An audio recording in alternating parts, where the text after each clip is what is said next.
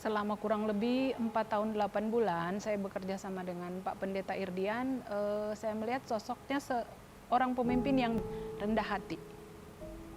Saya ingat ketika ada jemaat yang perlu dilayani, Bapak pun tidak segan-segan untuk meninggalkan kepentingan pribadinya yang memang menurut saya itu penting, tapi tidak segan-segan Bapak untuk ya sudah saya ke sana saja gitu, langsung Bapak yang ambil keputusan.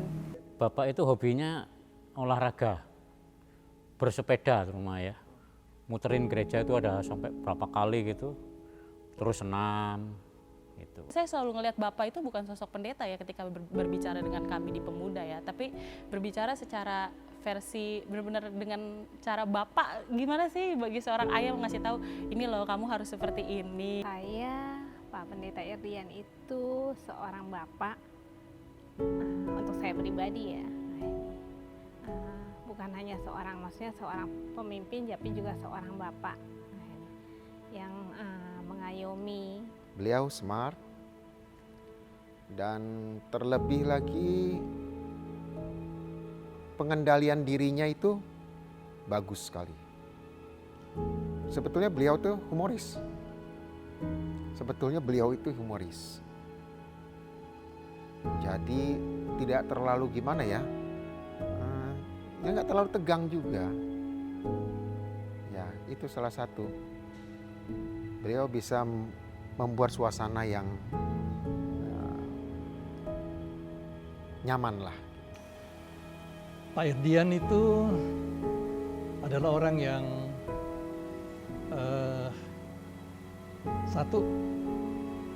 orang yang sangat membangun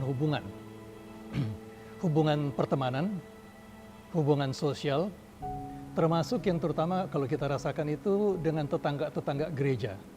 Untung dia itu sekarang cepat-cepat dipindahkan oleh Majelis Sinode. Itu beruntung. Tahu kenapa beruntung? Kalau enggak, kemungkinan dia jadi ketua RT apa RW dipilih oleh tetangga. Nah, yang kedua itu adalah orang yang sangat Jawa. Sangat Jawa itu maksudnya begini, kadang-kadang kalau dia berbicara memakai cara berpikir Jawa. Nah, saya itu kadang-kadang sulit mengerti karena saya bukan orang Jawa. Tapi beruntung istri saya, Esther itu orang Jawa. Jadi kadang-kadang saya harus bertanya, ini apa artinya? Jadi contohnya begini, kalau habis melayani itu saya sering melapor ke dia.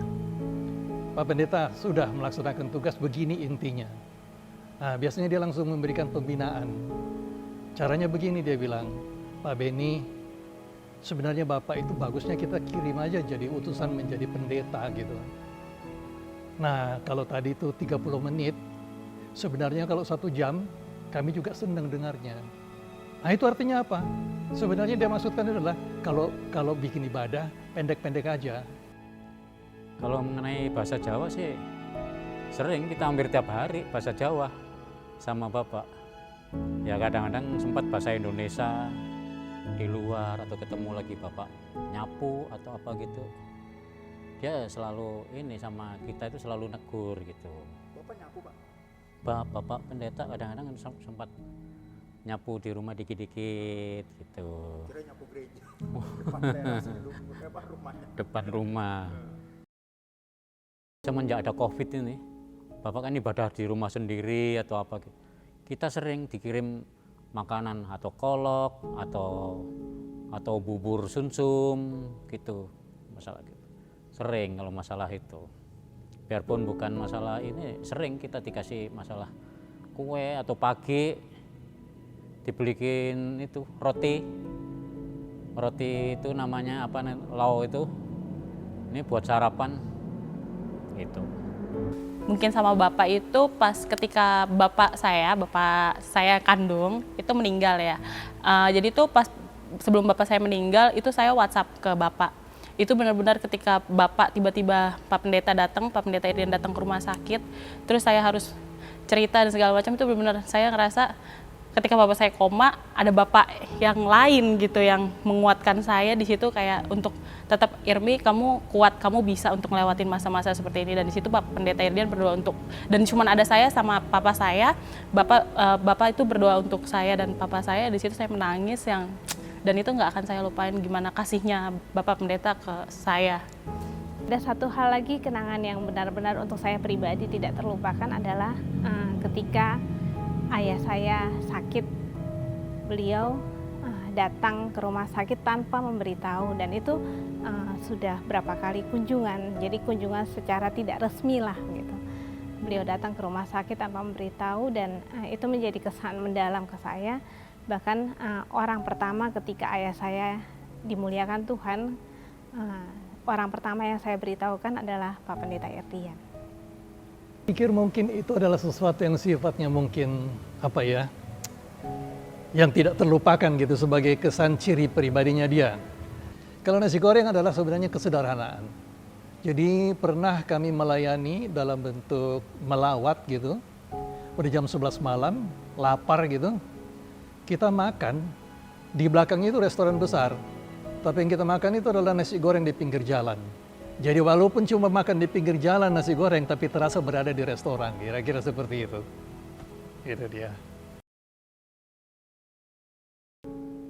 Walaupun dekat, kira-kira kakak bakal rindu atau kangen sama Pak Irdian? Pasti. Iya, pasti ada sesuatu yang saya rasakan hilang barangkali ya, begitu. Ya, saya sebagai pribadi sebetulnya merasa kehilangan ya. Ya, kalau dikatakan pada saatnya nanti ada rasa kangen, itu pasti. Tapi jujur kami akan merasa kehilangan, dan kami juga akan pasti rindu.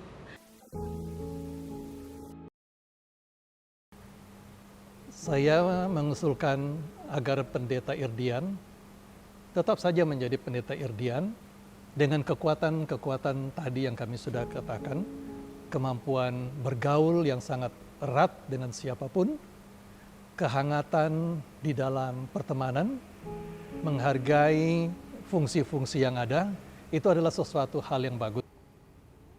Sekali lagi saya berterima kasih pada Tuhan karena saya masih punya kesempatan untuk bisa bekerja sama dengan Pendeta Irdian.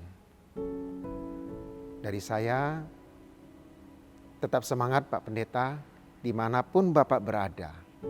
Ya, saya yakin Tuhan selalu beserta dengan Bapak, dan kita akan terus bisa bekerja sama sekalipun kita jauh.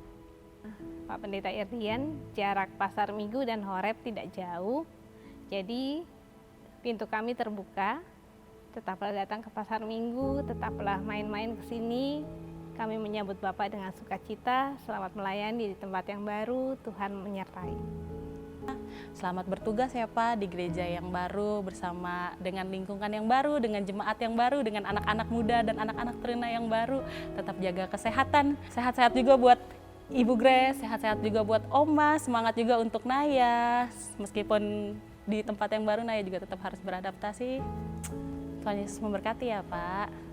Selama di tempat yang baru, Bapak semoga di sana kerasan istilahnya dan cocok di hati Bapak. Tapi Bapak sebagai pembina, saya percaya Bapak dimanapun bisa menempatkan diri. Saya percaya Bapak adalah Bapak sosok yang baik dan bijak.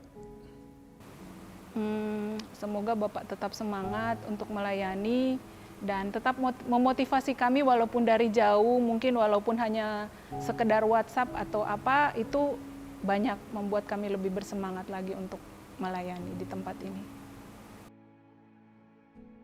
Baik dan bijak. Morris. Kebapaan banget. Punya karisma. Bijaksana. Satu kata ya, sulis. Itu satu kata.